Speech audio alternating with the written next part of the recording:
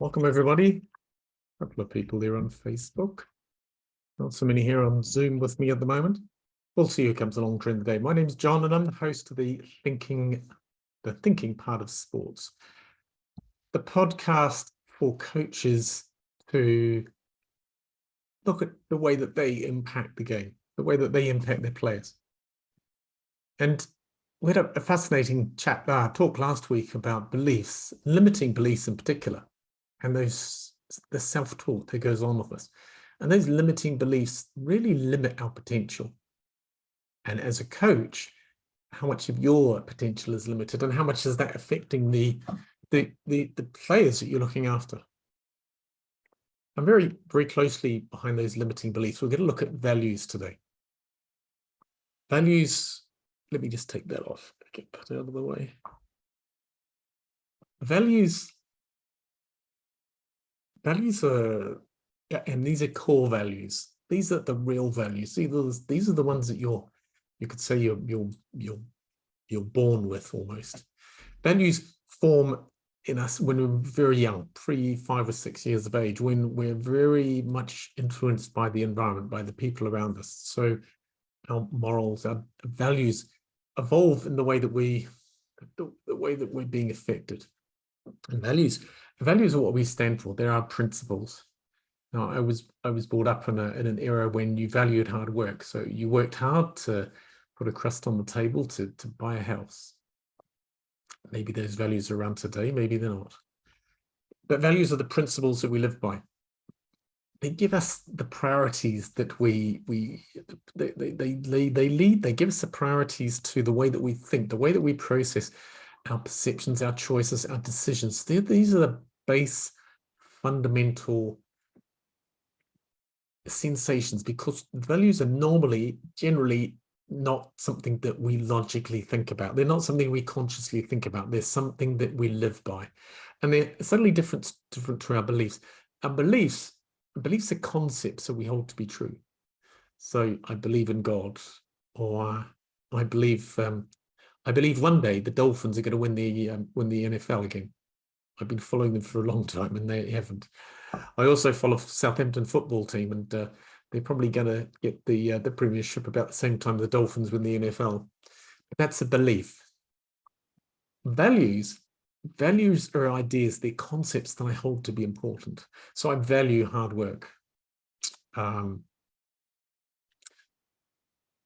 we don't have too many. I'm just trying to think through some of the other values that I may have. But these values, they're our core values. But then as we grow older, we get manipulated, we get moved around, we get changed by the society that we live in. We get influenced by the environment. We get influenced by our peer group. We get influenced by the media. And what the media or our peer group is valuing may be different to what we're valuing. Now, as coaches, I think it's really important that we start to recognize the influence that they have on ourselves, and then the influence that we have because of them on the team, and therefore the team culture. As a coach, you're the one that probably has the greatest effect on that team culture. And values aren't something that we say, they're something that we do. People take a lot more notice what we do than what we say. So team culture emerges from all the different parts of a team, of the team, and in the stakeholders, we'll call them, the people that affect that team. So obviously the players, the coach, but the support staff, the media, the management of the club, they can all have an influence on the culture that's evolving. But the coach has the most influential one on the team. Probably the next one are the older players, the players that have been there a while. They understand how it works, and they will also influence on what's going on. Now, this is pre-season, so it's a great chance to start influencing how that team culture is going to change. You know, not every team can win the Premiership. Not every team can win the Championship at the end of the season. So we can't all have that goal of winning, because that goal, it's a goal. It's mostly out of our control. We can train and we can place, we can do really well, we can win the right games. But, if other teams do better, they have a couple more wins, then those goals are out of our control. So what sort of culture is going to be set up when your goal is to win the championships and you don't? So the coach really is got this fantastic opportunity to mold the way that the team's going to perform during the year, how they're going to look back and remember it. And that team culture isn't just maybe around the team. It can be, it'll obviously be a culture that moves out into the club and maybe further afield. Maybe it will influence what's happening in the local town. So what we value, what I want to talk to today is about team culture and how the coach's values will affect that culture. So first of all, we have this gray area where we have the coach's values and what he assumes to be correct, what he assumes everyone else is going to follow. And then we have the players. They have their values. And if they're aligned, if the coach has the same values as the players, then we don't have any gray areas. But we do have these gray areas because management may have a slightly different idea to what they value, to what they hold to be, what they hold up as their values as to the coaches, to the players. Social media will obviously come in and fit that, put pressure on the team as well. Even the sponsors may have an influence as well. So let's have a look at this just in some detail. And this is a talk about the mental skills, the mental aspect of the game. We've got the physical and the technical. We go onto the training field and we train those maybe every day, maybe 2-3 times a week. And how much do we do the mental side of training? And that can be a massive part of the game. If you're in a division where all the teams are pretty much the same, some of them are better than others, and that's how we sort of, by the end of the season, we have the winners and the ones that don't do quite so well.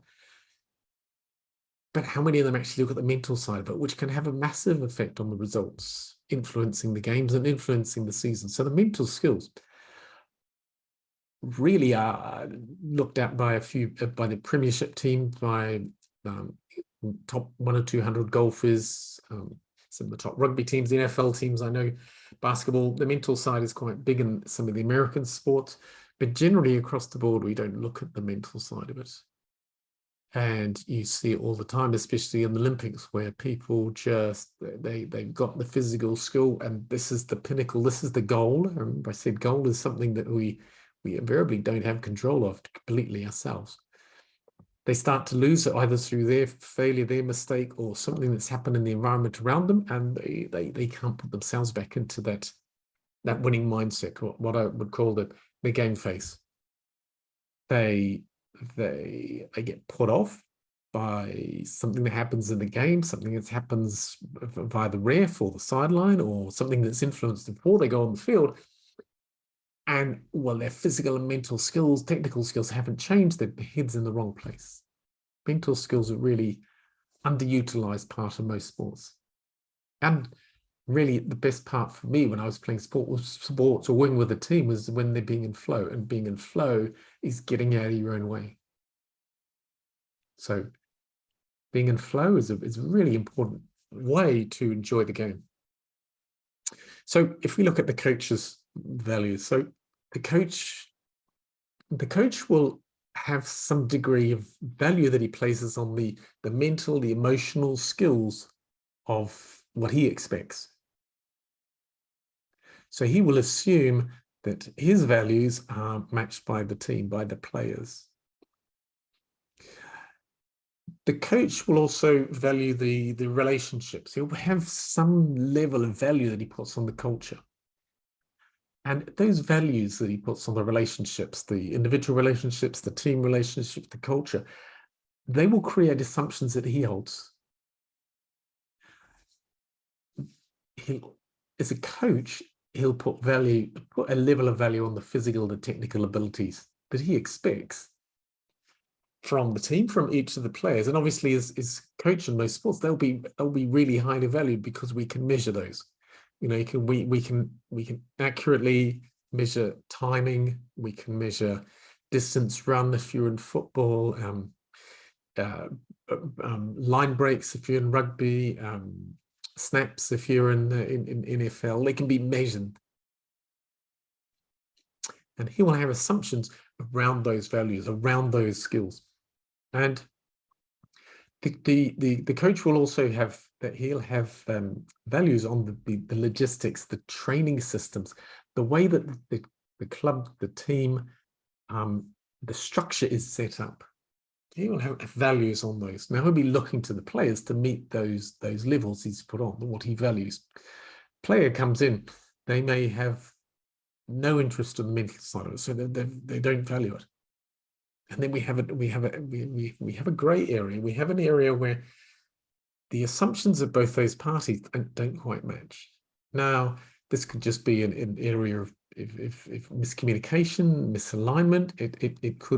It could grow into an area of tension and conflict.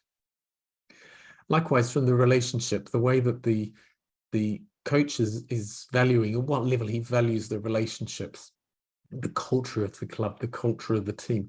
Each individual team member may have different values. They may expect a lot more and not get it.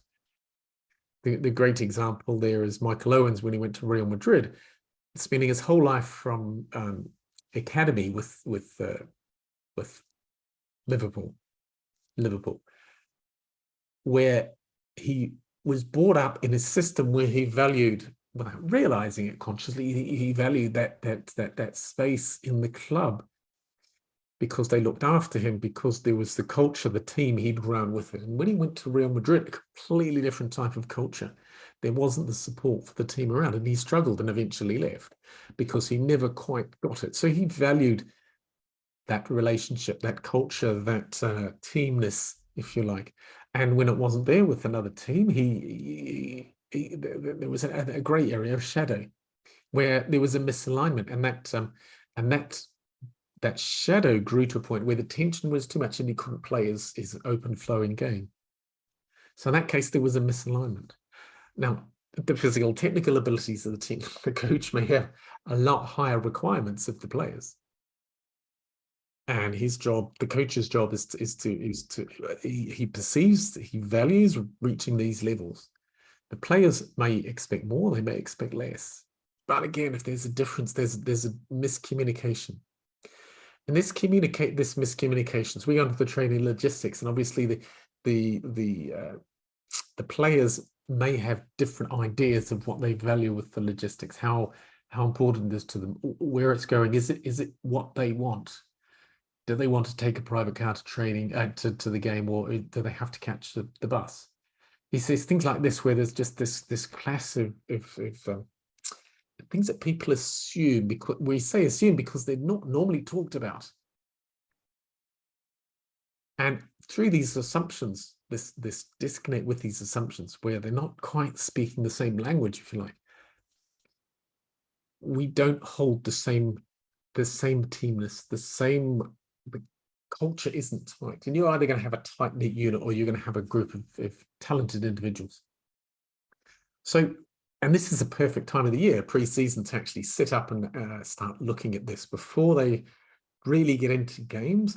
This bonding period where we're starting to evolve and develop the team. So I just wanted to touch down on some of the areas that a coach, maybe senior members of the team, may want to look at. So let's go through here.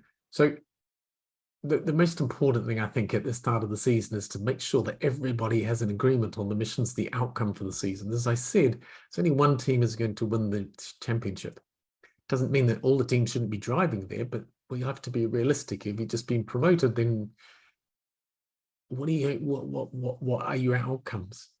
If you go into the season, your outcome is to win the championship and you lose the first 5 games, it's going to affect the motivation of the team.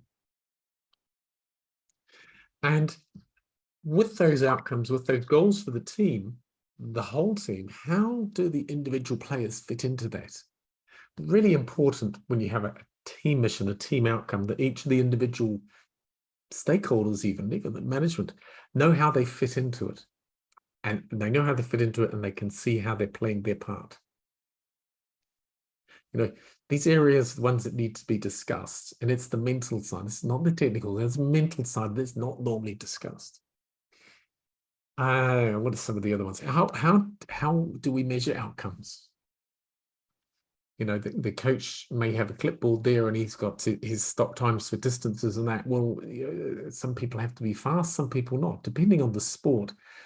Even with football, we don't all need the same series list of skills to the same level.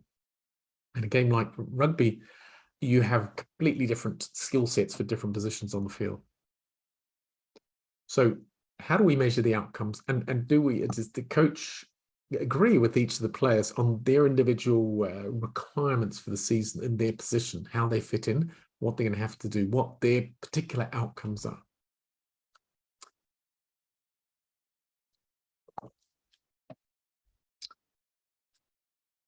And Michael Owen ran into this problem, but with the team, the players need to be able to understand their identities within the team, that they're not just another face in the team, that they're not just another group, that they were respected for their position. They've been brought into the team in the professional world because they're the person for that position. There's a reason that they're there. And that needs to be respected so that the individual players can understand their identity, they fit into that team. Now, they'll value being able to voice that opinion. They'll value being able to take that position on the team. While the coach may also value it, how does he do it? How does he recognize the player? So again, you can see there can be this just misconnect between what the coach assumes happens and what the player wants to happen, how he assumes he fits in. And it's all about assumptions, not quite meeting. And assumptions, the definition of assumption is making an ass out of both you and me. It's when we don't quite say what needs to be said.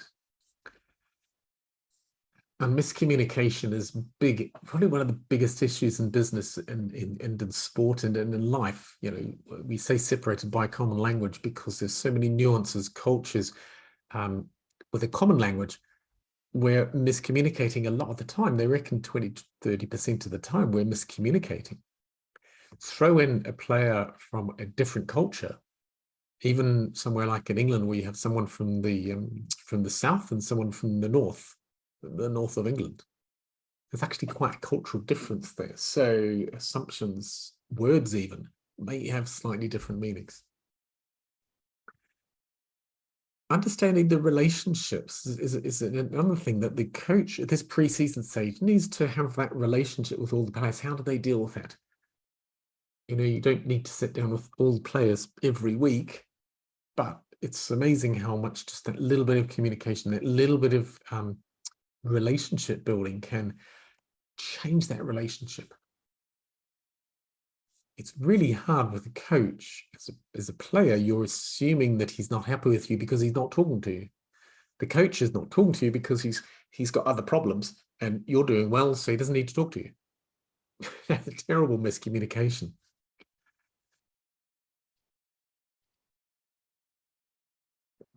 A big thing to sort out at the start of the season is how we deal with conflict. You know, with a team, one that's leading, one that's in second place, one that's struggling, there's always going to be conflict. You have a lot of highly motivated elite athletes coming together. Even in a Sunday afternoon game with a team that's playing for the whole season, there's going to be egos involved there. So how do you deal with blame? How do you deal with conflict in the team? You know, if the coach values non-confrontation, but the player wants to get his voice across, you have a misstep there. Assumption that the coach there has assumed it's all right if we just let this one go, or just ignore it. This conflict, it'll blow over. But the player's like, no, this is something I need to I need to do something here. So we have a miscommunication going on there. And I think another miscommunication that can go on a team is how do we measure winning? You know, the player or the coach, or both, or neither, may measure winning against outside validation, i.e., winning the championship, winning the trophy for the season, whatever trophy that may be. There may be external measurements done, or it may be the opposite, where those measurements are actually internal. Am I measuring myself every week to make sure I'm stepping up? So how do you measure winning and losing? How do you react to that? How do you control it? Really, really interesting challenge, that one. But again, different assumptions can be made. The coach is valuing the accolades at the end of the season. The player wants to be doing better. Obviously, they want to win the trophy, but they're more internally focused. They're more intrinsically driven, whereas a coach might be extrinsically driven.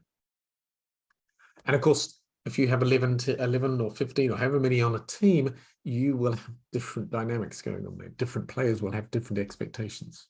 And it's the coach's job to oversee all of these different expectations, these gray areas that can come up. And well, they're there all the time anyway, that they don't get too much, that they don't go and grow into attention, because that's not going to help the culture of the team. And what else do we have here? So I think there are a few of the things that the coach can look at this early pre-season part of the season, where really making sure that that communication's there, that what he values is what the players value. And this miscommunication that comes out is because it's not discussed.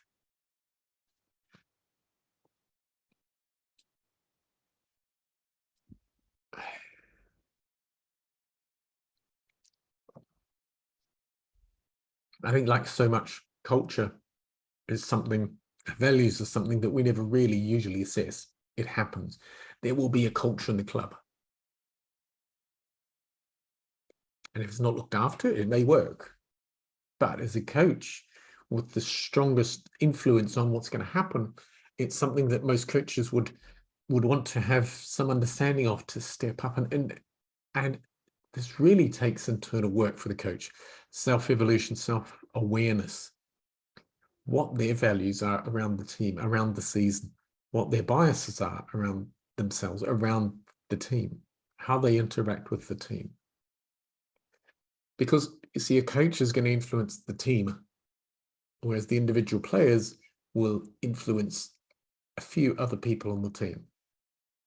So the coach has the greatest influence on what's happening, and it will happen anyway. So it's really up to the coach, maybe the senior players, to really take control of it, to take control of it. The values that are being put forward for the team that drive the culture.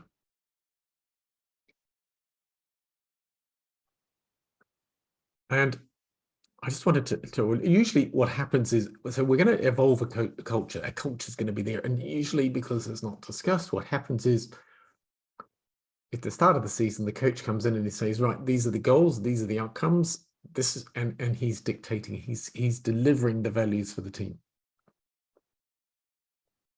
Because we're looking externally. It's human nature at the moment in the West, is to look externally, what we can change outside ourselves. It's a bit like does achieving goals create happiness? I was listening to a great podcast with Johnny Wilkinson, the scrum half, the fly half that kicked the goal for England to win the Rugby World Cup. And he was very eloquent in the way he said the build-up was the build-up to the game was the tremendous part of it. Getting to that game, and the energy was there. That was the focus. That was where it all was. And then the game finished. He kicked the drop goal, got the points. They won the medal. They won the World Cup, and it finished. So we've achieved the goal, and then there was nothing. Woke up in the morning and it's like it's all been taken away. There's not the drive, the urge to get to get those last games. So did it create happiness for him? Probably in the 30 minutes evening after the game, but the next day he'd lost it. So recognizing that those goals are not going to bring happiness. But what I was looking at here was these values. If we're not as a player, for instance, if we're not following our own values, our core values, if we're following the values that have been dictated to us, these espoused values create this grey area. Now, if the coach is going in, this is what we're going to do for the season. These are the goals. These are the outcomes. You guys slot in here. He's just telling them what's going to happen. That extreme view of what's going to happen. Some of the players will get on board. Some of them, well, they will all get on board, but some of them will sort of, and this is where the tension grows. This is where maybe it boils into conflict. Or in Michael Owen's part, is one of the top, he'd won the Palme d'Or, one of the top players in the world. At that stage, he just never really performed. How many exceptional players have come into a team and never really achieved what it says on their CV? Been lots of different factors coming into that. But if they're not feeling part of the team, if they're not, if they feel they're being dictated to, they're not going to be comfortable, they're not going to be happy, and it's going to show in their performance. Technically, physically, they might be still running the same stats, but they're just not performing in those key moments, those key clutch moments on the field when it's the mental side that starts to step up. So these espoused values, they're the values that we know about, we've been told about. We don't question, we just sort of, we don't talk about them. Now, the problem is that when we have players, when we have a coach, we don't know what the values are. They're not something that's written, unless it's in a company, it's written on the wall. And then how many of those values, moral line for the company, how many of those written on the wall, when you first go in, does the company actually follow? How many fast food places do you believe when they tell you that the fast food is for your health? They tell you one thing, but the action is different. And with players, we are not going to see the values, but we're going to see the behavior. So in Michael Owen's case, he never really settled with Real Madrid, but his actions, the behavior, the results, the measurable, technical, physical results at the end of the season were there for everybody to see. And a lot of this is because these values, what the player expected, what they believe, what they feel needs to be done, what they're following, their unconscious values, because we never look at our core values. We just behave, or we get into a situation in the club where they're dictated to. This is what's happening for the season. This is where you slot in. Lots of players will sort of sit in and they'll get so far, and there will be players that it's just too left field for them. They just can't get there, and they'll play well, and the team will play quite well, but playing well is not going to win the championship. So this grey area, this shadow, this misalignment with assumptions, the coach assuming that what he believes is happening is actually happening. And it really takes the coach sitting down with the players and understanding them. Really connecting with, okay, that player's not playing very well. He needs to do 10 laps tomorrow when he gets into training.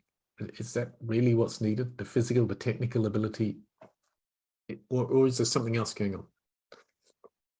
The coach places high value on the team. Individual player is just got into a relationship, or his partner's just got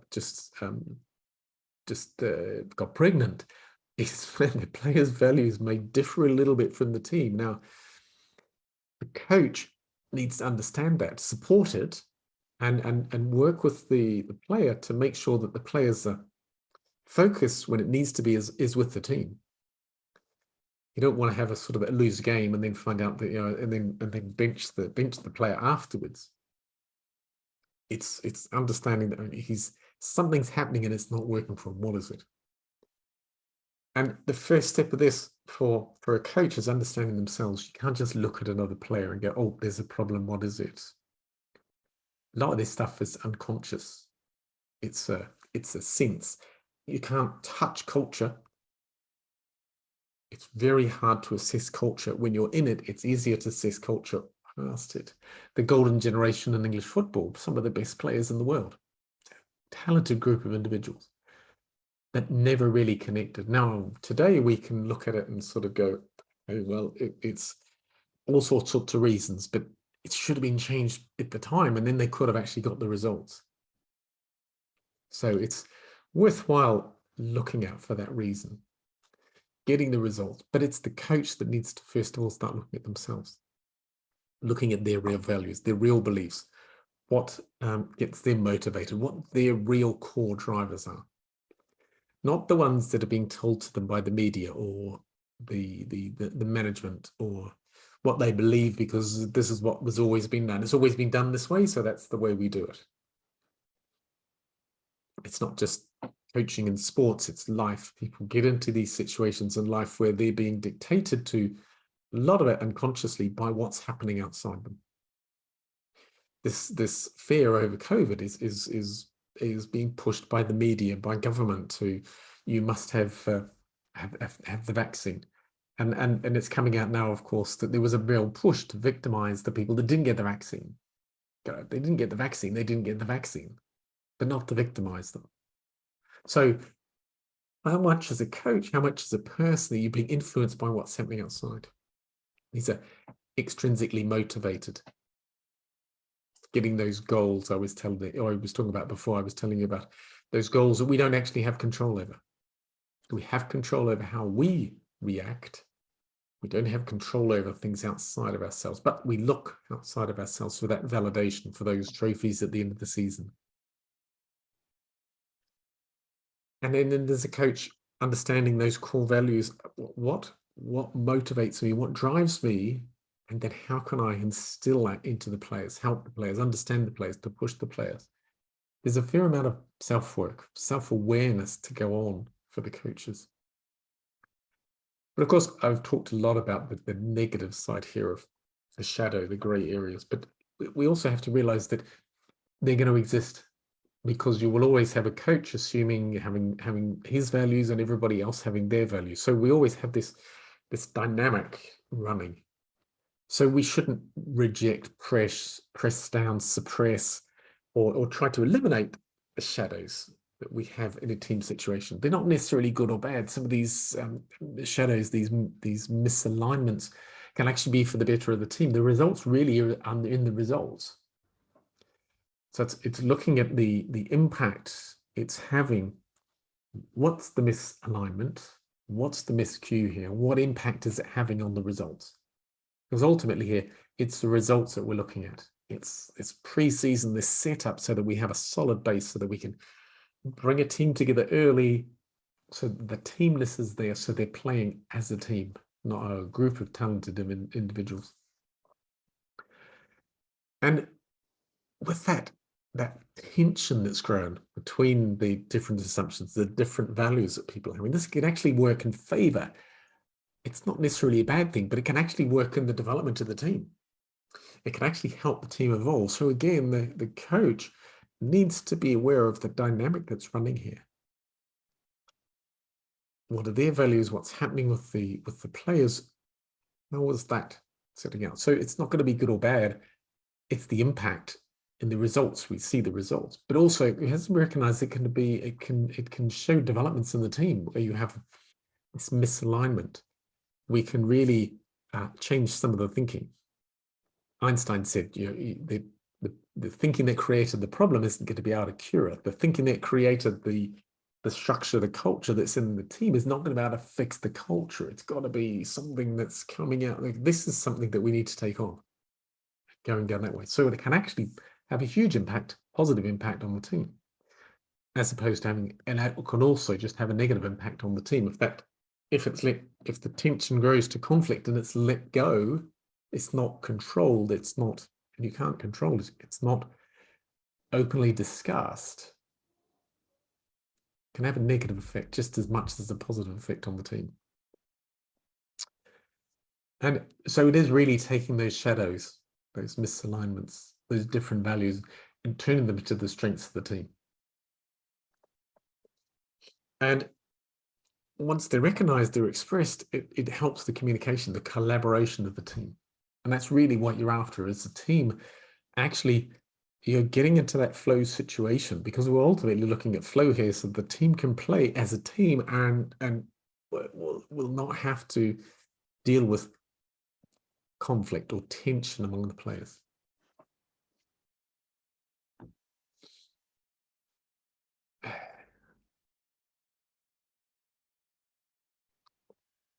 That's really what I wanted to talk to you about today. It's recognizing that we all have values, and as a coach, recognizing how much or what their values are first of all, and then how much they impact the rest of the team. Because in recognizing how much they impact the team, they can work with the individual players that are having problems, that are having challenges with their values, the way that they see themselves fitting into the team, the way that they see the whole team running. We need to have a balance. We need to have a team that doesn't have tension, conflict. And only by doing that can we get a team that starts to step into flow. When a team's in flow and it's running, then you become unstoppable. But a team that's in flow, that's playing at that level, is going to have a much more enjoyable season. Whatever the ultimate result at the end of the season is, leaving the club, leaving the shirt in a better place than you got it at the start of the season is really the outcome that you're after. If that comes with some outside accolades like the trophy, the championship trophy, then all the better. But just leaving it in a better place is really what we're after. And I think from working with different teams at different levels and different individuals, this is the mental side of the game is a really important part. And this isn't something, the mental skills aren't something that you sit down with myself and or other people working in this field and spend a weekend and do a firewalk and suddenly you're fixed. This is something that takes a while. This is something that you really have to go into deeply to have a lasting change, because there's many different parts of it. You are where you are today because of your experience of life. All the different experiences have made you who you are. And those very formative young years before you're 5 or so are the core understanding. Now, some of them are going to be helpful, some of them are going to be destructive. But understanding those core values is really what starts to change things. We get older, we get to teenage years, we start to be influenced by our peers, the people outside us, by the media. And then we spend our lives being pushed around by the things that happen outside of us. Just imagine Leicester City won the championship a few years back from nowhere. So where did that belief come from? They're not Manchester United or Man City or Arsenal, Chelsea. This was a club that was promoted up there, and they just had this, we have nothing to lose. The hardest team to beat are the underdogs because they have nothing to lose. The team that's got everything to lose, the favoured team, are the ones that are not playing in flow because they're thinking about, if we lose, we have to beat them. We're better than they are. The ego comes in. All sorts of different angles can come in. The underdog, they just go into flow because they're not worried about what happened yesterday, what's going to happen tomorrow. They're not worried about what's happening in the moment. So they just play in the moment. They're not overthinking what's happening. So many different angles to come in. And as a coach, it's not, as I said, doing a firewalk that's going to change everything. That's not necessarily to say a firewalk isn't a bad idea. The team I worked with many years ago, we did breaking boards with your hands. When you have a 6x2 plank, 6x1 inch plank, and you break the board with your hand. It's not about breaking the board. It's not about walking on hot coals. It's actually about, if you're worried about this, if you have a limiting belief about this, I can't walk on hot coals, that's dangerous. And you do. It's the limiting belief that it's like, well, that was that limiting belief and I did it. What else is limiting me? What else is stopping me achieve what I need to? So there's lots of different angles to come into this. And I run a 6-month course that looks into the relationships, the way that we evolve relationships. And what I've talked about today, beliefs, values, is very much about the relationship we have with ourselves. Nobody is going to think more highly of you than you think of yourself. great mentor of mine, Peter Sage, said that once. Nobody is going to think more of you than you think of yourself. Leicester City weren't worried about being the underdogs. Like, we're just going out to play football. People with these reputations get worried about making sure that they hold those reputations, so their focus sort of drifts off. So mastering relations to the self, noticing how we relate to everybody else, the coach, especially because you have a wider team, and there's going to be relationships that are going on. Those relationships will help mold the culture. Mastering emotions, looking at how your emotions affect those relationships, how you deal with things. You know, we get into a stressed mind, we get into an overthinking mind, we get into an anxious mind, we get into all these. And what happens there is our reticulated activating system, our RAS, comes into perspective. Something dangerous is going to happen. So our focus goes onto these things and it narrows down. So let's call that a red mind. So our red mind narrows down, it focuses on that problem that's in front of us. We lose the big picture. As a player, there might be particular times when that needs to be driven through. That focus needs to be just totally there. But there's other times that you need to take a little bit of a bigger picture or a much bigger picture. As a coach, whether you had a goal scored against you or you scored a goal, you don't want to go into the red mindset. You want to stay in, we'll call it a blue mindset. You want to stay in a blue mindset where you're much more aware of the bigger picture. You're much more aware of the problem solving. You can logic things through. You know, you can't do both at the same time. You can't be in a focused, anxious, overwrought, overthinking, angry mind and be thinking about the logistics and where we need to have the players on the field. They're two mindsets that don't coexist. It's not a left or right. It's not a red or blue. It's a continuum. So it's a line between the two. And it is that ability where I go from a red mind when it's needed in those few moments back to a blue mind so that you're processing through the game. And when you're doing that, then you can step into flow easier. It's much harder in a red mind to step into flow because you're anxious, you're overthinking, your emotions are controlling what's going on. And it's a 6-month course that I run because there's lots more than this. There's your peer group, the people that most influence you. What's going to happen to a team that loses the first 4 or 5 games? You're going to go into the change room and have a positive chat with them. One of the things that I learned many years ago was, well, how do you do the debrief Monday morning? If you go in and you start off with, this is what we did wrong and we have to do this and all the negatives, that's where the focus goes. Focus goes, your energy goes. If your focus is on what you did wrong, what's going to happen in the next week's game? You're going to be focusing on what you did wrong. I should hope that it doesn't happen again. Going in on the Monday morning for the debrief about what we did right. This went well, we should evolve that. You have to have your work-ons, not your weaknesses, your work-ons, and you have to have your positives that get stronger. So there's a balance between the two. But before that, this is the thinking side of the game. This is the thinking side of sports. How do I come across? What language do I use? You know, how do I see the world? I was in one of the Premiership rugby clubs the other day, and across their wall, I was quite surprised. Quote from Einstein on a rugby wall, on the wall of a rugby club. Do you live in a friendly universe or an unfriendly universe? If you think you're living in a friendly universe, that's what you're going to see. That's your reality. So you go in the morning to debrief and you're positive about what went well. You've got to deal with the weaknesses, but you're positive about what went well. You're creating a different reality for the team. You're creating a different culture by the languaging you're using, by your mind state. But this doesn't come on Monday morning when you sit down and you write your notes. This is who you are. People recognize and follow what you do, not what you say. It's a life. It's a life of experiences. And as I said, this takes 6 months because there's a lot of different aspects to work on, and we're all different. How do you deal with your perceptions? Are you always stuck on the field and it's hard to get that big picture? And I could do more than a session on goal setting. You know, as I said, goal setting, if the goal is to win the championship, that's not in your hands. There's so many different variables. You can drive and you can work and you can push the team to do better.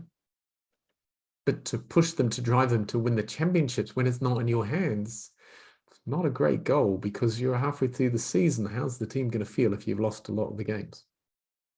It's really hard to get them motivated for the second half of the season.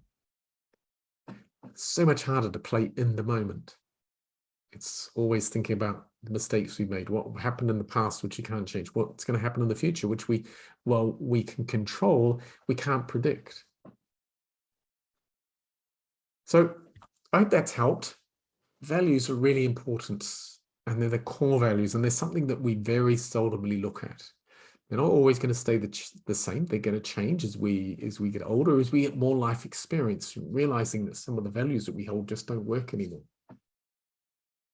There's something that we need to revisit. But for starters, there's something we need to visit the first time, because most people don't do it. Most people never look at their values. They never look at their beliefs. They never really assess their limiting beliefs. They just react. They behave. We observe actions. We don't observe all the stuff going on in the brain. We observe the technical and the physical abilities of players. We don't observe the mental side of the game. And this is what I'm talking to us about, to you about today. It's the mental part of the game. So I hope that's been helpful. My name is John Farrell, and this is the Thinking Part of Sports. We're going to be here every Sunday at this time. It's a new time. I want to do it in the Sunday afternoon, Sunday morning stateside, Sunday evening across here in Europe. I hope you found that useful. If you want to follow up on any of this, I'm quite happy to have a chat sometime. So DM me. You'll find me somewhere. And if you don't do that, the thinking the thinking part of sports is all over the place, all over the internet. I'm trying to make it omnipresent. Have a good weekend, and I hope you're getting ready for the World Cups that are coming up. Southern Hemisphere has the Women's Rugby World Cup coming up, the Women's Football World Cup. Qatar has the Men's Football.